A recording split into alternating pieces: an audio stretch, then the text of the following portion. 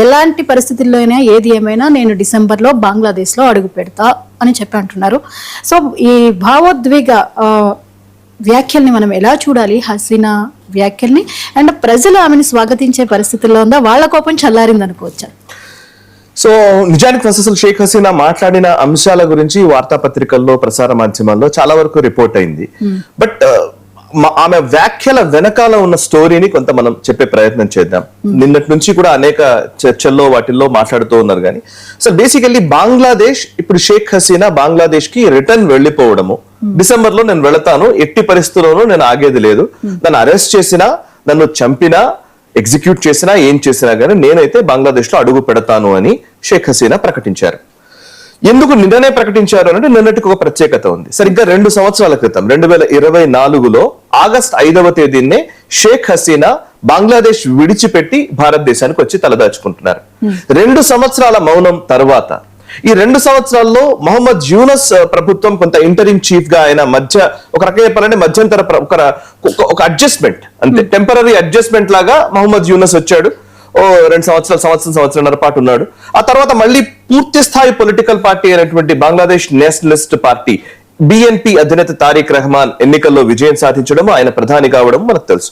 So ఆయన ప్రధాని అయిన తర్వాత ఒక డెమోక్రటిక్ పొలిటికల్ వాతావరణం నెలకొంది ఇప్పుడు ప్రస్తుతం బంగ్లాదేశ్ లో.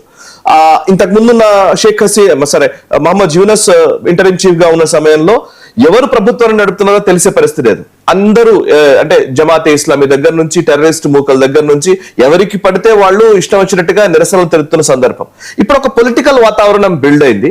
సో ఇప్పుడు మళ్ళీ షేక్ హసీనా బంగ్లాదేశ్ కు వెళ్తానని ప్రకటించింది. సరిగ్గా అంటే డిసెంబర్ లో నేను బంగ్లాదేశ్ లో అడుగు పెడతానని చెప్పారు.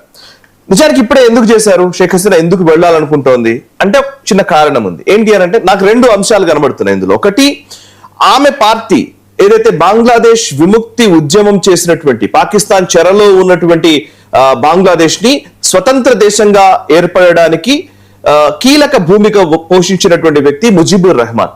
ఆయన అవామీ లీగ్ అనే పార్టీ స్థాపించారు. అంతకుముందు ముక్తి వాహిని అనే ఒక సంస్థ ద్వారా మొత్తానికి ఆయన ఈ స్వాతంత్రాన్ని బంగ్లాదేశ్ కు తీసుకురావడంలో కీలక పాత్ర వహించినటువంటి ముజిబుర్ రెహమాన్ కూతురు షేక్ హసీనా. సో ఆమె ఆ అవామీ లీగ్ పార్టీ ఈ రోజు పూర్తిగా కనుమరుగైపోయే పరిస్థితి ఏర్పడింది. సో దాని మీద బ్యాన్ విధించారు. సో అవామీ లీగ్ సంబంధించిన కార్యకర్తల గణం ఉంది చాలా వరకు, కానీ వాళ్ళెవరు కూడా ఇప్పుడు మాట్లాడడానికి వీల్లేని పరిస్థితి కల్పించారు. ఈ నేపథ్యంలో ఆమె అవామీ లీగ్ ని మళ్ళీ పునః ప్రతిష్ఠించడం కోసం ఆమె అక్కడికి వెళ్ళడానికి ప్రయత్నం చేస్తోంది. రెండోది, బంగ్లాదేశ్ గ్రోత్ స్టోరీ పూర్తిగా మారిపోయింది. బంగ్లాదేశ్ కి టెక్స్టైల్ ఇండస్ట్రీ చాలా అద్భుతంగా ఉంటుంది. వాళ్ళు ఈవెన్ పాశ్చాత్య దేశాలకు కూడా వాళ్ళు ఎక్స్పోర్ట్ చేస్తారు టెక్స్టైల్స్. నేను బంగ్లాదేశ్ కి వెళ్ళొచ్చాను. షేక్ హసీనానే ప్రధానమంత్రిగా ఉన్న టైంలో నేను ఇంటర్నేషనల్ ఇండియన్ ఓషన్ కాన్ఫరెన్స్ కి నేను డెలిగేట్ గా వెళ్ళాను. ఆ టైంలో నేను ఒక వారం 10 రోజులు అక్కడ మొత్తం దేశం మొత్తం తిరిగిన సందర్భంలో కూడా అక్కడ ఉన్నటువంటి వ్యక్తులు చెప్పేది ఏంటంటే షేక్ హసీనా పరిపాలనలో డెవలప్మెంట్ చాలా జరిగింది. ఎకనామికల్లీ బంగ్లాదేశ్ చాలా గ్రో అవుతూ వచ్చింది. ఇవాళ పూర్తిగా రివర్స్ అయిపోయింది. నిన్ననే నాకు ఒక వ్యక్తి అక్కడ నుంచి, చిట్టగాంగ్ నుంచి వచ్చినటువంటి వ్యక్తి ఇక్కడ మన ఏఐజీలో ట్రీట్మెంట్ తీసుకుంటున్నాడు. ఆయన పేరు నేను చెప్పను, కానీ ఆయన అక్కడ నుంచి వచ్చాడు. ఇక్కడ ఆయన నాతో చెప్తున్నారు, ఒక జెన్జీ ఉద్యమం జరిగిన టైంలో 2024 ఆగస్టు నెలలో ఏదైతే ఈ పర్టికులర్ షేక్ హసీనా గద్దె దిగాలని చెప్పేసి విద్యార్థుల పేరిట ఉద్యమం చేసిన సమయంలో విపరీతమైనటువంటి ఒక ఎమోషన్ బిల్డ్ అయింది. ఆ ఎమోషన్ లో అందరూ షేక్ హసీనా దిగిపోతే బాగుండు అని అనుకున్నారు. కానీ ఆమె పోయిన తర్వాత గానీ, ఆమె బయటకు వచ్చిన తర్వాత గానీ అక్కడ ఆమె లోటు ఏంటో అర్థం కావట్లేదు. మొత్తం టెక్స్టైల్ ఇండస్ట్రీ మొత్తం ఆగిపోయింది. వాళ్ళ చాలా మంది ఉద్యోగాలు కోల్పోయారు. చాలా వరకు డెవలప్మెంట్ అంతా ఆగిపోయింది. సో ఇప్పుడు ఏం చేయాలో తెలియని పరిస్థితి. IMF ఇచ్చే నిధుల కోసం ఎదురు చూస్తున్నటువంటి పరిస్థితి. పాకిస్తాన్ లాగా ఇవాళ బంగ్లాదేశ్ పరిస్థితి మారిపోయిందని గ్రౌండ్ లోనే ప్రజలు అనుకుంటున్నారు. సో ఇట్లాంటి పరిస్థితి వచ్చింది. సో ఇప్పుడు ఆమె అక్కడికి వెళ్ళడం వల్ల ఆమెకు నిజంగానే ప్రజల మద్దతు ఉంటుంది అని ఆమె ఆశించి ఉండవచ్చు. సో అందుకే ఇప్పుడు నేను వెళితే మళ్ళీ ఆ అవామీ లీగ్ కి ఆ పూర్వ వైభవం వస్తుంది అనుకోవచ్చు. అండ్ ఇంకోటి, భారత ప్రయోజనాలు కూడా కీలకం. ఇవాళ బంగ్లాదేశ్, పాకిస్తాన్ కలిసి భారత్ ని ఇరుకుని పెట్టే ఒక ప్రయత్నం చేస్తున్నాయి. వీళ్ళ వెనకాల ఉన్న శక్తులు ఎవరు? China, America. చైనాకి కొన్ని పోర్ట్లని బంగ్లాదేశ్ మొన్న మధ్యనే కట్టబెట్టింది. ఇంకోవైపు అమెరికా తోటి సత్సంబంధాలు నెరిపి ఈవెన్ పాకిస్తాన్ తోటి బంగ్లాదేశ్ డిఫెన్స్ డీల్స్ చేసుకుంటోంది, డిఫెన్స్ మిలిటరీ ఎక్సర్సైజెస్ చేస్తోంది. సో పాకిస్తాన్, బంగ్లాదేశ్ కలుస్తున్నటువంటి టైం కనబడుతుంది. ఇది ఇలాగే కొనసాగితే, తారిక్ రహమాన్ ప్రభుత్వం ఇలాగే కొనసాగితే ఇంకో 5 ఏళ్లలో 10 ఏళ్లలో మళ్ళీ మనం రివర్స్ కూడా చేయలేం. సో భారత్ ఇంతకు ముందు షేక్ హసీనా ప్రధానిగా ఉన్న టైంలో భారత్ కి అనుకూల వాతావరణం ఉండేది బంగ్లాదేశ్ లో. ఇవాళ షేక్ హసీనా లేకపోయేసరికి తారిక్ రెహమాన్ ప్రధానిగా ఉన్నాడు. ఆయన నేతృత్వంలో ఇవాళ మొత్తం బంగ్లాదేశ్ పాకిస్తాన్ అనుకూల ధోరణిలోకి వెళుతోంది. ఈ నేపథ్యంలో ఇది పాకిస్తాన్ అనుకూల ధోరణిలోకి వెళ్ళిపోయి పాలసీ డిసిషన్స్ అన్ని అయిపోయి, మిలిటరీ టైస్ అయిపోయి, రేపు పొద్దున 5-10 సంవత్సరాలు మనం కంటిన్యూ చేస్తే చాలా ఇబ్బంది అయ్యే అవకాశం ఉంది. ఈవెన్ భారతదేశం కూడా చాలా సీరియస్ గానే దృష్టి సారించిందేమో అని నాకు అనిపిస్తుంది. బికాస్ షేక్ హసీనా అక్కడికి వెళుతుంది అని అంటే అంత ఈజీగా మనం చూడట్లేదు. ఈవెన్ మన రా అక్కడ పనిచేస్తుంది. Definitely research and analysis wing agents అక్కడ పనిచేస్తారు. వాళ్ళు ఒక కీలకమైనటువంటి ఒక వాతావరణాన్ని బిల్డ్ చేసే ప్రయత్నం చేయవచ్చు. సో ఒక ఎలక్టెడ్ డెమోక్రటిక్ ప్రాసెస్ లోకి మళ్ళీ బంగ్లాదేశ్ వెళితే గానీ ఇవాళ మనకి ఇబ్బంది తగ్గుతుంది.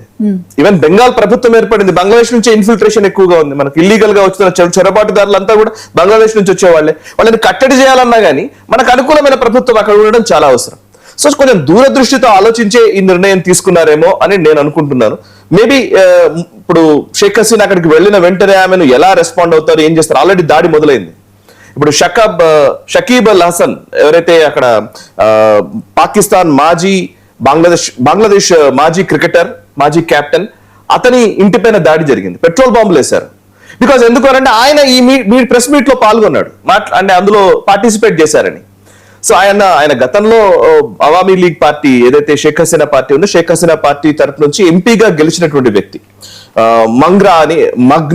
మగ్వారా అనే ఒక ప్లేస్ నుంచి ఎన్నికైనటువంటి వ్యక్తి.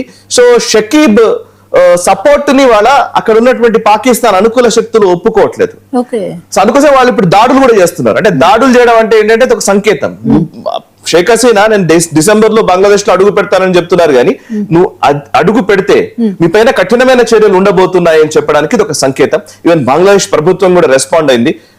ఈవెన్ భారతదేశం ఆల్రెడీ ఎక్స్ట్రాడేట్ చేయాలి, ఆమె మా దేశానికి పంపించాలని మేము అడుగుతూ ఉంటే ఆమెతోటే ప్రెస్ మీట్ నిర్వహిస్తారని ఈవెన్ భారత ప్రభుత్వం పట్ల ఆగ్రహం వ్యక్తం చేస్తుంది బంగ్లాదేశ్. అఫ్ కోర్స్ వాళ్ళు ఆగ్రహం వ్యక్తం చేసినంత మాత్రాన మన ప్రభుత్వం దానికి పెద్దగా పట్టించుకుంటుందని అనుకోవడానికి లేదు. ఎందుకంటే ఇది గతంలో కూడా జరిగినవే. మీరు ఈవెన్ బంగ్లాదేశ్ చరిత్రలోకి వెళ్లి చూస్తే చాలా సార్లు చాలా మంది నాయకులు అక్కడ ఆర్మీ కంట్రోల్లోకి తీసుకోవడము అండ్ నాయకుల్ని చంపేయడము, నాయకులు పారిపోయి విదేశాల్లో తలదాచుకోవడము ఇది సర్వసాధారణమైన విషయం. బంగ్లాదేశ్ చరిత్ర పొడవునా జరుగుతుంది. 1971లో బంగ్లాదేశ్ ఏర్పడిన రోజు నుంచి ఇప్పటి వరకు అనేక మంది నాయకుల్ని జైల్లో పెట్టారు, అనేక మంది నాయకులు బయటకు పారిపోయారు. ఈవెన్ షేక్ హసీనా కూడా గతంలో వచ్చి భారతదేశంలో తలదాచుకున్నారు. అప్పుడు 6 ఏళ్లు ఉన్నారు భారతదేశంలో, అప్పుడు ముజబుర్ రెహమాన్ ని చంపిన సమయంలో. సో హిస్టరీ పొడవునా చూస్తే 2 బేగంలు 2 రెహమాన్ల మధ్య నడిచినటువంటి దేశం అది. సో 2 కుటుంబాల మధ్య నడిచినటువంటి దేశం అది. ఇప్పుడేం కొత్తగా అది వాళ్ళ బంగ్లాదేశ్ కి మళ్ళీ షేక్ హసీనా వెళ్ళడం అనేది ఇది కొత్తగా ఫస్ట్ టైం జరుగుతున్నది ఏం కాదు, ఇంతకు ముందు జరిగిందే. ఫర్ ఎగ్జాంపుల్ ఇప్పుడు ప్రధానమంత్రిగా ఉన్నటువంటి తారిక్ రెహమాన్, గతంలో తారిక్ రెహమాన్ ఆల్మోస్ట్ 17 సంవత్సరాలు లండన్ లో ఉన్నాడు. 2008లో పారిపోయినటువంటి వ్యక్తి 2025లో తిరిగి వచ్చాడు. 25 డిసెంబర్ నెలలో తిరిగి వచ్చాడు. తిరిగి వచ్చిన తర్వాత ఎలక్షన్స్ జరిగాయి, ఎలక్షన్స్ లో గెలిచాడు, ప్రధానమంత్రి అయిపోయాడు. షేక్ హసీనా కూడా అంతే. షేక్ హసీనా గతంలో 1975 ఆగస్ట్ 15 రోజున ముజీబుర్ రెహమాన్ ని ఇంట్లో ఉన్నప్పుడు ఆయన మీద కాల్పులు జరిపి మిలిటరీ టేక్ ఓవర్ చేసి మొత్తం కుటుంబాన్ని మొత్తం చంపేశారు. ఇప్పుడు షేక్ హసీనా కుటుంబ సభ్యులు అందరినీ చంపేశారు. తండ్రి, తల్లి, తమ్ముళ్ళు, అన్నలు అందరినీ చంపేశారు. షేక్ హసీనా, ఆమె చెల్లెలు రెహానా ఇద్దరు లండన్ లో ఉన్నారు, ఆ రోజు జర్మనీలో ఉన్నారు. జర్మనీలో ఉండడం వల్ల బతికిపోయారు వాళ్ళు. మిగతా వాళ్ళందరినీ చంపేశారు. చంపేసినప్పుడు ఆమె జర్మనీ నుంచి భారతదేశానికి వచ్చారు. భారతదేశానికి వచ్చి 6 ఏళ్లు 1975 నుంచి 81 వరకు భారతదేశంలో ఉన్నది. అప్పుడు ఆమె ఇవాళ కొత్తగా ఆమె వచ్చింది 2 సంవత్సరాల నుంచి ఉంది అనడానికి లేదు. షేక్ హసీనా గతంలో కూడా వచ్చింది. ఆమెకు అప్పుడు ఇందిరాగాంధీ గారు ప్రధానమంత్రిగా ఉన్నప్పుడు 1975 నుంచి 81 వరకు మనం ఆశ్రయం ఇచ్చాం. అండ్ ఆ తర్వాత 81లో మళ్ళీ బంగ్లాదేశ్కి వెళ్ళింది. వెళ్ళి మళ్ళీ పొలిటికల్ రైస్ అవామీ లీగ్ సాధించగలిగింది.